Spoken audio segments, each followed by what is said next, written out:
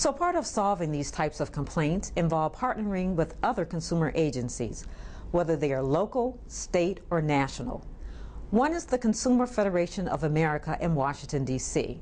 OCP Director Eric Friedman took a field trip to learn more about this agency and how it helps our consumers. Where are we going? We're ready to go. It is hot. We're hitting D.C. And we're off. We're going to visit the Consumer Federation of America and speak with the Director of Consumer Protection, Susan Grant.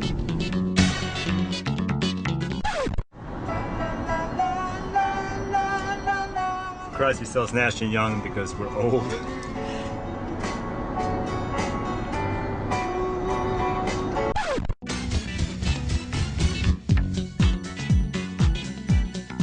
We can't be lost because, you know, we're Consumer Compass. Here, found a spot right on the street.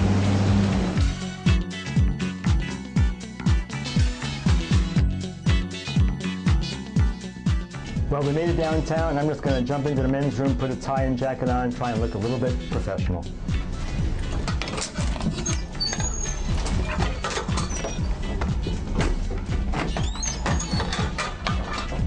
Okay, ready to meet Susan Grant. Well, Susan, this is very exciting. Your office, just a few blocks from the White House. Can you tell us a little bit about CFA's mission? Consumer Federation of America is an association of consumer organizations around the U.S. So we have big organizations that are household names like AARP and Consumers Union, and then we have small organizations like the Harlem Consumers Council, which consists of one person working out of a Starbucks. We also have state and local consumer agency members like the Montgomery County Office of Consumer Affairs. Right, we're a member, and we remember to pay our dues this year. Thank you. I know CFA puts on annual conferences. Can you tell us a little bit about them? We do. We have an annual conference which is called Consumer Assembly in the spring, and that's just a who's who of the consumer world with all of the people from local, state, and federal government agencies, businesses and trade associations, consumer advocacy organizations. It's a wonderful conference. And we also have special conferences on food and on financial services. I know Consumer Federation of America produces public service announcements. Can you tell me about some of them? We do. I've been doing a series of little videos, 2 minutes or less, on different fraud-related subjects. They're really fun. They're on our website, and people can link to them at consumerfed.org/fraud. And we're also providing them to cable stations like this one and to other people who want to use them for consumer education. The thing I like about the videos is that they're educational, but they're funny. So we're trying to impart serious information with humor. One day, while shuffling through bills, John discovers something wonderful. A check for $3,000. I just won the International Lottery. I don't remember entering the International Lottery. He calls the lottery agent to verify the news. Hello? Hello? The lottery agent confirms John's good fortune. She tells John the process to claim his winnings is easy. International law requires a portion of the check to be wired back to the office immediately to pay the taxes on your winnings. After that, the rest of the prize money will be released to you. John deposits the check and then wires the money to the agent. John is happy. Too bad the lottery check wasn't real. Unfortunately, the money John wired was real. You work hard for your money. Don't let a few minutes with a scammer separate you from what's taken days, weeks, or even a lifetime to earn. Consumer Federation of America reminds you, you can't win a lottery that you've never entered. Winners pay taxes directly to the government. And remember, there is no legitimate reason why anyone who sends you money would ask you to send money anywhere in return. If that's the deal, it's a scam. You can protect yourself from fraud. Learn how at consumerfed.org/fake check scams. What do you think about these issues of privacy and electronic commerce? The whole concept of privacy has changed in our lifetime. That's right. It's a big challenge. And I didn't initially work on privacy when I began in the consumer protection field, but I kind of got into it because everything else that I was working on in some way or another crossed with privacy. All the different kinds of transactions that you do these days, there's personal information that's collected about you and used in ways that you would never dream of, shared with people that you don't know. And of course, nowadays, another concern is the access to that information by the government. Susan, with all these new electronic forms of payment, how much harder do you think it is to be a smart consumer today?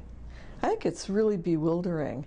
When you think about all the different ways that you can pay, what consumers don't realize is that their rights, if something goes wrong, are not necessarily the same with those different forms of payment. So for instance, when you pay with a debit card, your rights are different if you never get what you paid for than if you pay with a credit card. If you pay with some other new form of payment, maybe on your phone, where it gets billed to your wireless carrier, you don't have any dispute rights at all if something goes wrong with the transaction. So it's really confusing for me to keep on top of, and I can't imagine how consumers are dealing with it.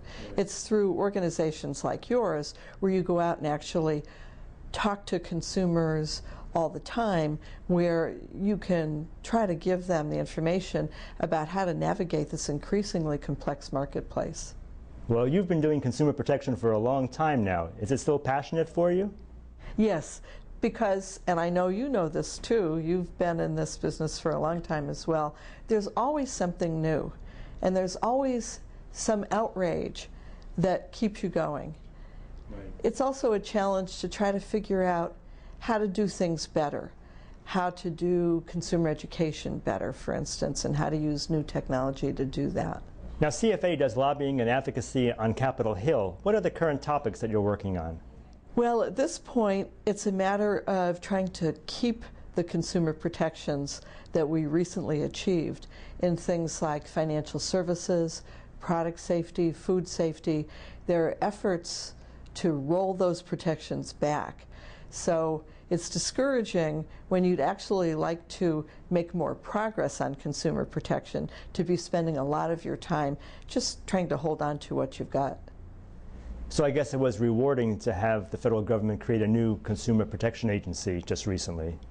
Consumer Financial Protection Bureau. We are fortunate that that was created, and that's another example of trying to preserve something. It's under constant attack from misinformed legislators, unfortunately, who think that somehow it's bad for business.